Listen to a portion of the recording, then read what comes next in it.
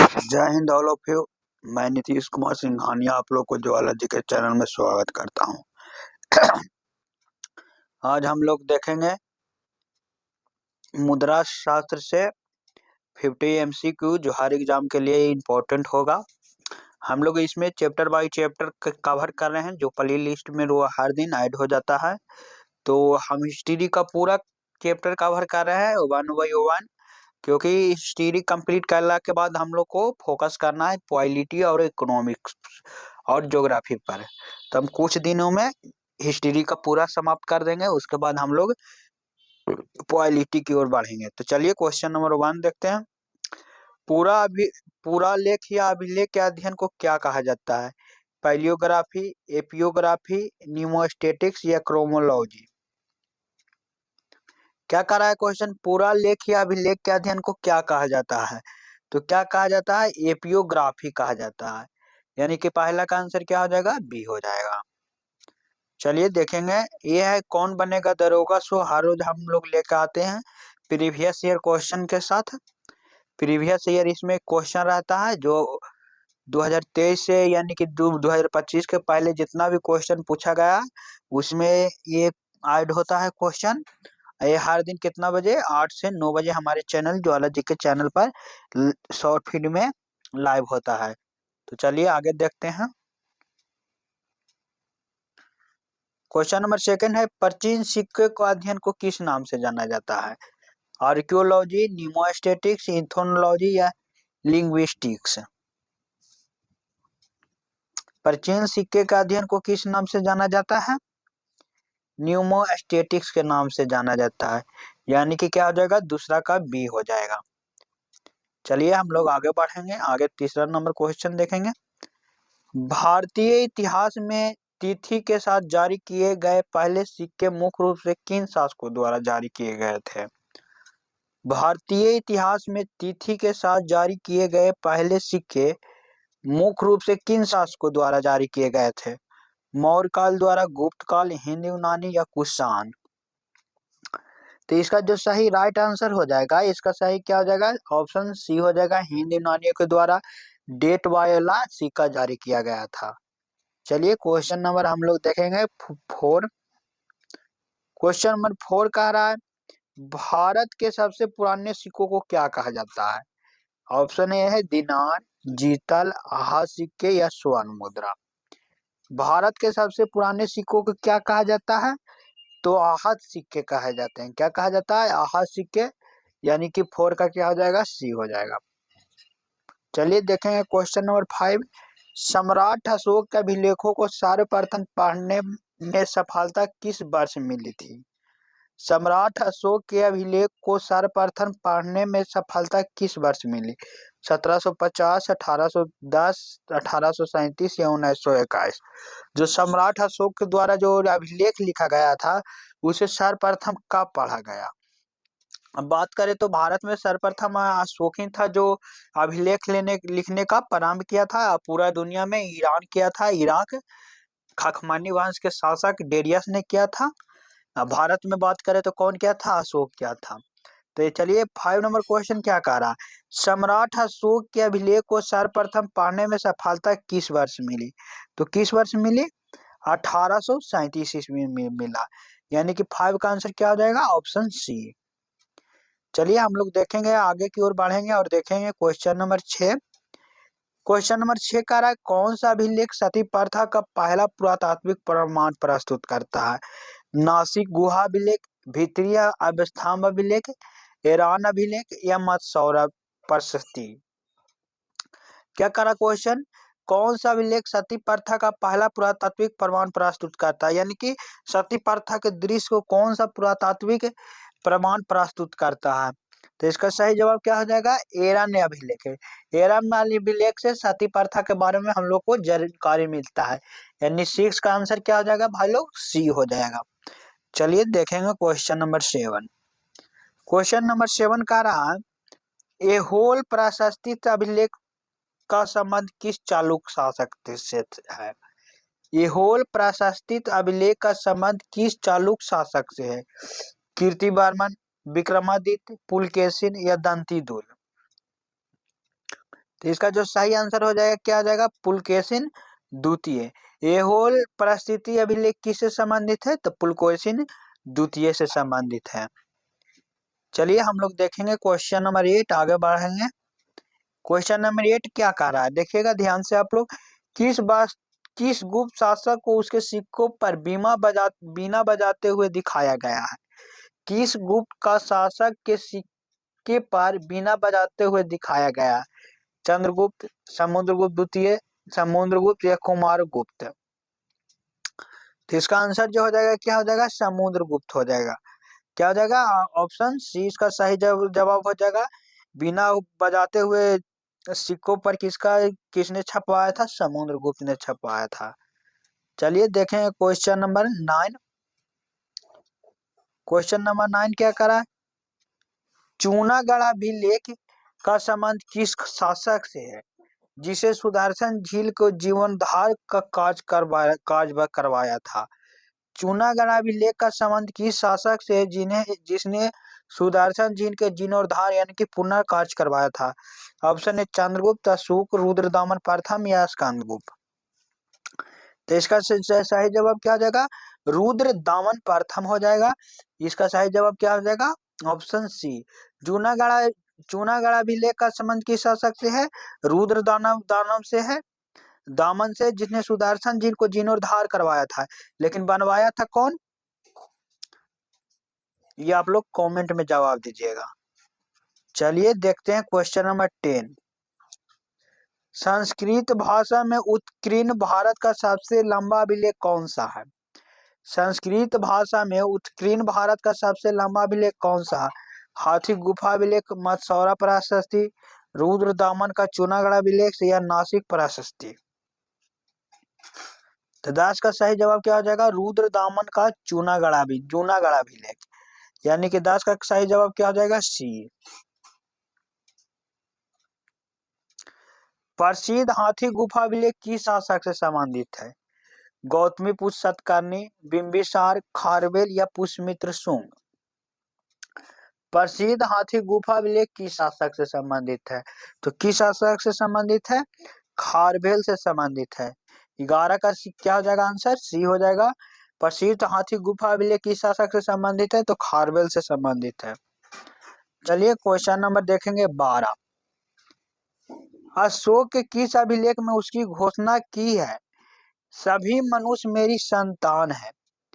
अशोक के किस अभिलेख में उसकी घोषणा है कि सभी मनुष्य मेरी संतान है। मास्की लौह शिलालेख, प्रथम पृथक कलिंग शिलालेख, भाब्रू अभिलेख या 13वां मुख अभिलेख।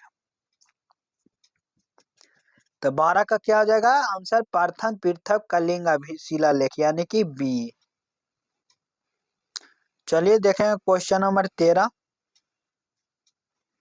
किस अभिलेख में हर्षवर्धन के विरुद्ध पुलकेशिन द्वितीय का विजय उल्लेख है। किस अभिलेख में हर्षवर्धन के विरुद्ध पुलकेशिन द्वितीय की विजय का अभिलेख है। भित्रीय अभिलेख, एहोल अभिलेख, नासिक अभिलेख या उदयगिरी अभिलेख। तो इसका 13 का क्या सही जवाब हो जाएगा, 13 का 20 हो जाएगा, यानी कि एहोल अभिलेख। किस अभिलेख में हर्षवर्धन के विरुद्ध पुलकेशिन द्वितीय का विजय का उल्लेख है, तो एहोल अभिलेख है। यहाँ से ऐसे भी क्वेश्चन पूछ सकता है कि एहोल अभिलेख में किस चीज का चर्चा मिलता है, तो क्या किस चीज का चर्चा मिलता है, हर्षवर्धन के विरुद्ध पुलकेशिन द्वितीय की विजय का उल्लेख मिलता है। यानी कि ससुरा क्वेश्चन घुमा फिरा के भी पूछ सकता है, तो आंसर हम लोग दे सकते हैं। चलिए देखेंगे क्वेश्चन नंबर 14। सिक्के के प्रकार और धातु से हम लोग अब क्वेश्चन देखेंगे, यानी कि कौन से क्वेश्चन देखेंगे। कुषाण शासकों ने भारत में मुख्य रूप से किस धातु के सिक्के भारी मात्रा में जारी किए। कुषाण शासकों ने भारत में मुख्य रूप से किस धातु के सिक्के भारी मात्रा में जारी किए। चांदी, सोना, तांबा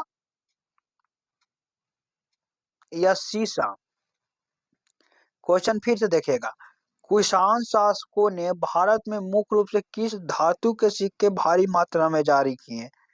तो कौन से धातु के किए हैं, सोना का सर्वाधिक शुद्ध सोना का सिक्का जारी किया?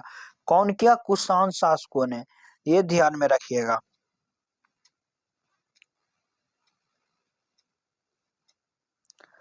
सातवाहन शासकों ने अपने अधिकांश सिक्के किस धातु में जारी किए थे? सोना में, चांदी में, सीसा में या तांबा में? सातवाहनों ने अपने अधिकांश सिक्के किस धातु में जारी किए थे? सोना की धातु में, चांदी में या सीसा में या तांबा में? तो इसका सही जवाब क्या हो जाएगा? सीसा।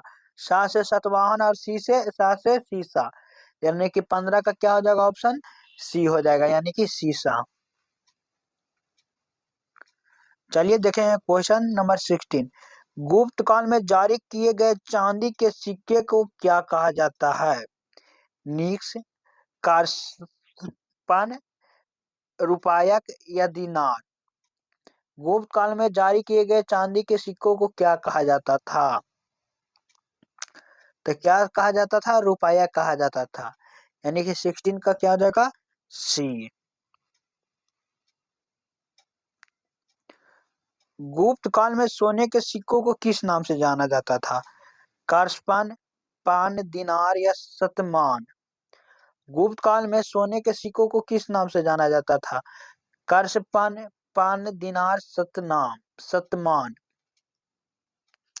तो इसका सही जो जवाब हो जाएगा क्या हो जाएगा? दिनार हो जाएगा। गुप्त काल में सोने के सिक्के को किस नाम से जाना जाता था? तो दिनार के नाम से जाना जाता था। भारत में सबसे पहले लेख और चित्र वाले सिक्के किस शासक ने जारी किए?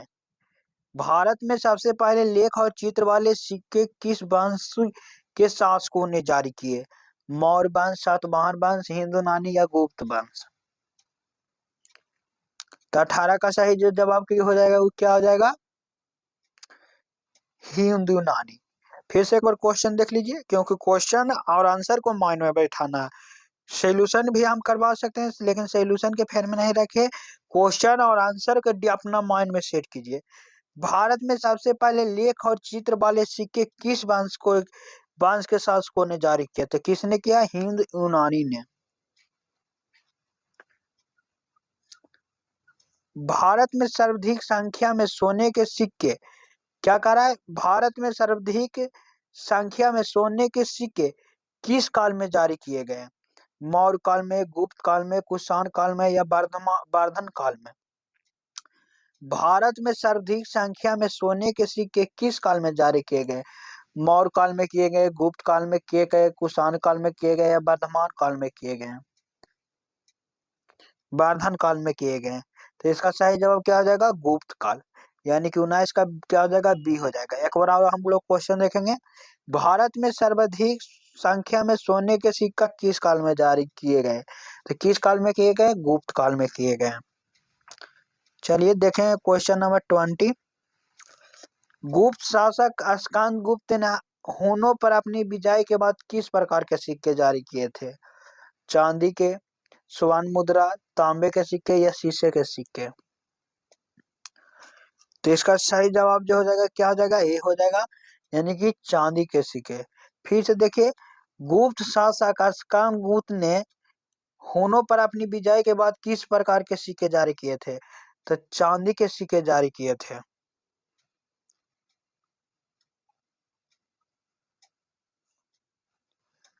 आहत के सिक्के का प्रचलन मुख्यतः किस काल में शुरू हुआ? आहत सिक्के का प्रचलन मुख्यतः किस काल में शुरू हुआ? सिंधु घाटी सभ्यता, वैदिक काल, महाजनपद काल या मौर्य काल? आहत सिक्के का प्रचलन मुख्यतः किस काल में शुरू हुआ? सिंधु घाटी सभ्यता, वैदिक काल, महाजनपद काल, मौर्य काल? तो 21 का जो सही जवाब हो जाएगा क्या हो जाएगा? महाजनपद काल। आहत के सिक्के का प्रचलन मुख्यतः किस काल में शुरू हुआ? तो महाजनपद काल में हुआ।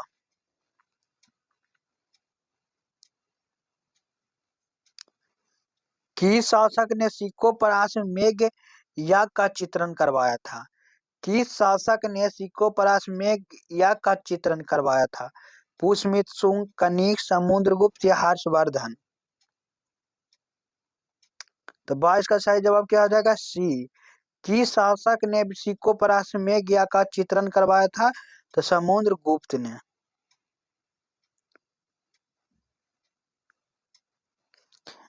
किस गुप्त शासक के सिक्कों पर उसे शाकाहारी कहा गया है? किस गुप्त शासक के सिक्कों पर उसे शाकाहारी कहा जा गया है? समुद्रगुप्त, चंद्रगुप्त द्वितीय, कुमारगुप्त या स्कंदगुप्त? तो 23 का सही जवाब क्या हो जाएगा? बी, चंद्रगुप्त द्वितीय।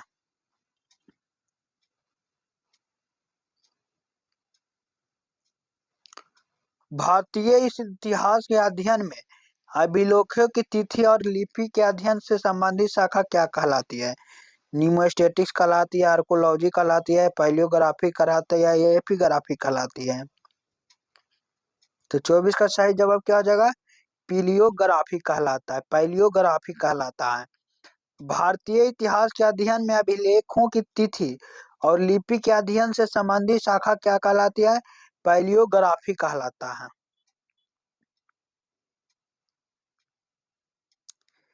किस अभिलेख से ज्ञात होता है कि पुष्यमित्र शुंग ने 2 अश्वमेध याग करवाए थे? किस अभिलेख से ज्ञात होता है कि पुष्यमित्र शुंग ने 2 अश्वमेध याग करवाए थे? नासिक, भीतरी अभिलेख, अयोध्या अभिलेख या बेसनगर अभिलेख? तो इसका सही जवाब क्या हो जाएगा? अयोध्या अभिलेख। 25 का क्या हो जाएगा? सी।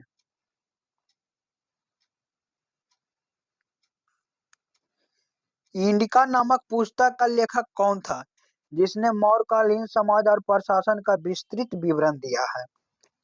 इंडिका नामक पुस्तक का लेखक कौन था जिसने मौर्यकालीन समाज और प्रशासन का विस्तृत विवरण दिया?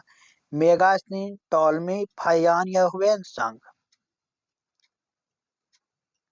तो 26 का सही जवाब जो हो जाएगा क्या हो जाएगा? ये हो जाएगा मेगास्थनीज।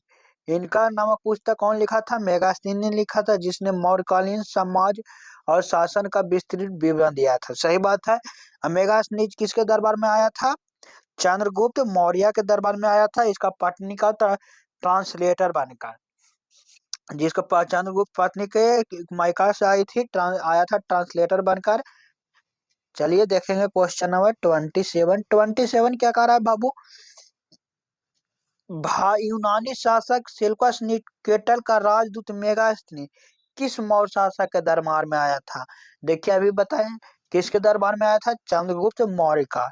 यानी कि 27 का आंसर क्या हो जाएगा? ऑप्शन सी हो जाएगा।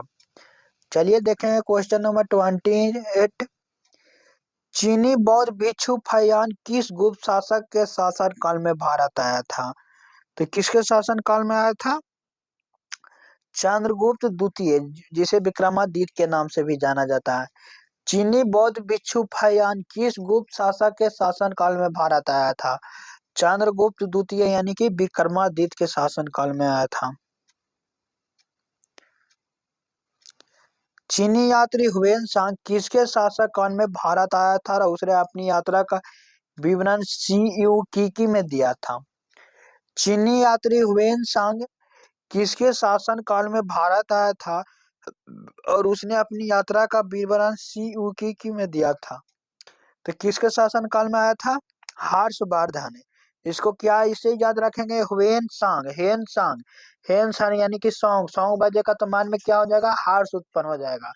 तो ह्वेन-सांग किसके दरबार में आया था? हर्षवर्धन के शासन काल में आया था, यानी कि दरबार में आया था। कौन सा बुक लिखा था?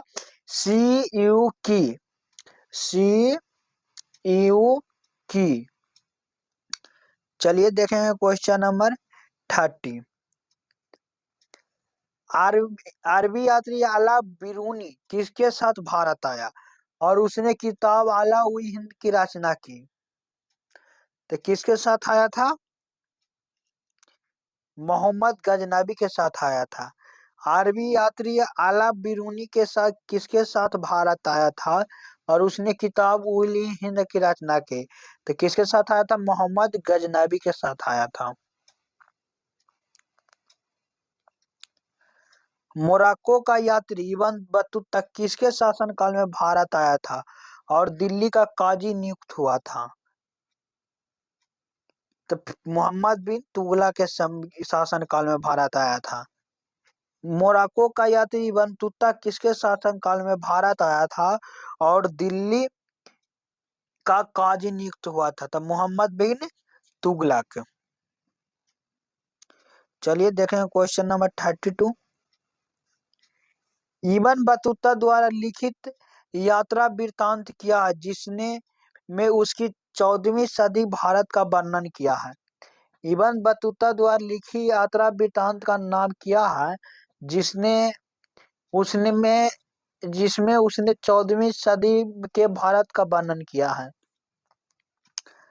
तो क्या है, रेहान। रेहान में इब्न बतूता द्वारा लिखित यात्री में भारत का वर्णन किया गया है, 14वीं सदी के भारत का वर्णन किया गया है।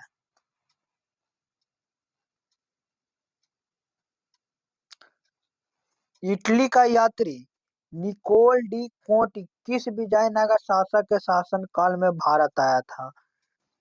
तो इसका सही जवाब क्या हो जाएगा, देवराय द्वितीय। इटली का यात्री निकोल डी कोंटी किस विजयनगर के शासक के शासन काल में भारत आया था, देवराय द्वितीय के शासन काल में। फारसी राजदूत अब्दुल रज्जक फारसी राजदूत अब्दुल रज्जक किसके शासन काल में विजयनगर साम्राज्य की यात्रा पर आया था, देवराय द्वितीय। फारसी राजदूत अब्दुल रज्जक किसके शासन काल में विजयनगर साम्राज्य की यात्रा पर आया था। तो इसका सही जवाब क्या हो जाएगा, देवराय द्वितीय।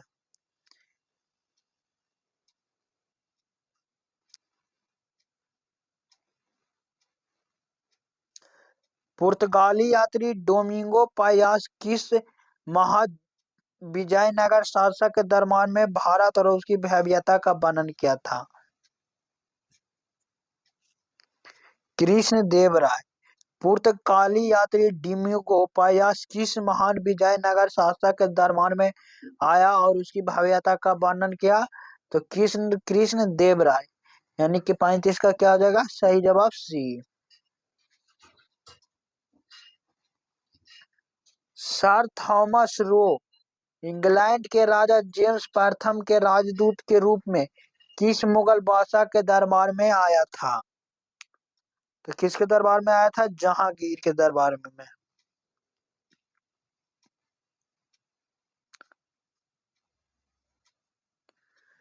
फ्रांसीसी यात्री फ्रांसवा बनियार जो एक चिकित्सक था जिसके शासन काल में भारत आया और उसने अपनी पुस्तक में दारा सिक्कों और औरंगजेब का विवरण दिया।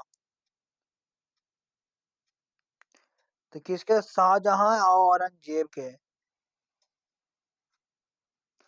क्वेश्चन हार्ड हार्ड है, आप लोग ध्यान से देखिएगा। भारत आने वाला पहला अंग्रेज यात्री कौन था जिसने अकबर के दरबार का दौरा किया, राफल पीच।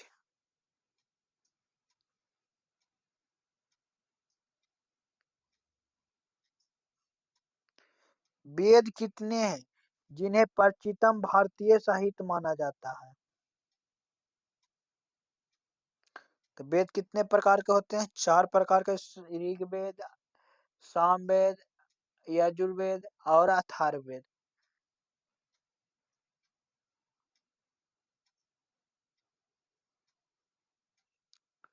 मुद्रा राक्षस नामक नाटक लेखक कौन है जो चंद्रगुप्त मौर्य चाणक्य के बारे में जानकारी देता है। मुद्रा राक्षस नामक नाटक का लेखक कौन है जो चंद्रगुप्त मौर्य और चाणक्य के बारे में जानकारी देता है, विशाखा दत्त।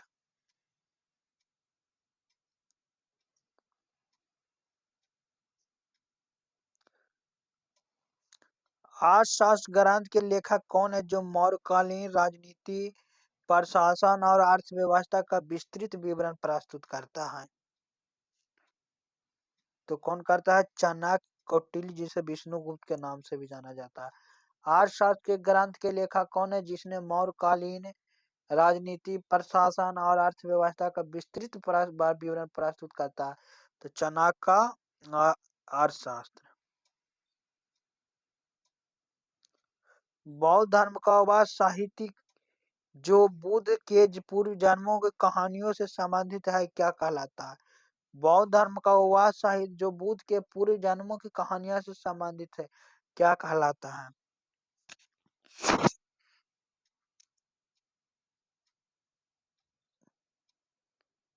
जातक कहलाता है। बौद्ध धर्म का वह साहित्य जो बुद्ध के पूर्व जन्मों की कहानियों से संबंधित है, क्या कहलाता है? जातक कहलाता है। प्रसिद्ध महाकाव्य राजतरंगिणी के रचयिता कौन है जिसने कश्मीर का इतिहास का क्रमबद्ध वर्णन है? प्रसिद्ध महाकाव्य राजनीतिक तरंग के रचयिता कौन है जिसने कश्मीर इतिहास का क्रमबद्ध वर्णन है? तो इसका सही जवाब क्या हो जाएगा? कलहन।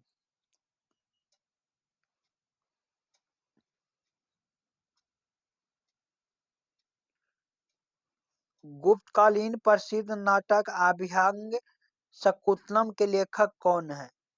गुप्त काल प्रसिद्ध नाटक अभ्यंग शकुंतलम के लेखक कौन है? कालिदास। इसका सही जवाब क्या हो जाएगा? कालिदास।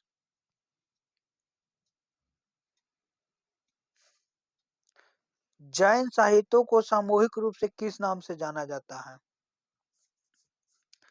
तो इसका सही जवाब क्या हो जाएगा? आगम, यानी कि 48 का बी।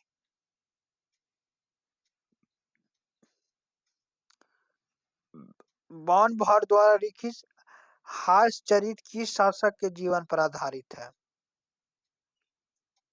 हर्षवर्धन।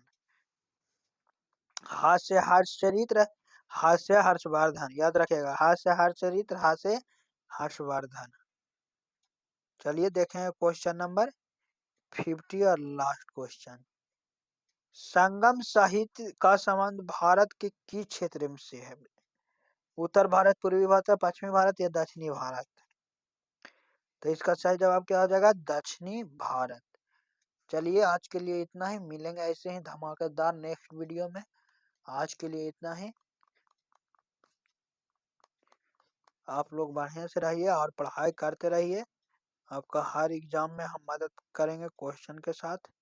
ये रात में जुड़ना ना भूलें। कौन बनेगा दरोगा शो में अगर आपका कोई सहपाठी है तो उनको बताएं। 8 से 9 रोज हर दिन लाइव चलता है। रट लो नहीं तो पछताओगे। तो चलिए आज के लिए इतना ही, मिलते हैं कल नेक्स्ट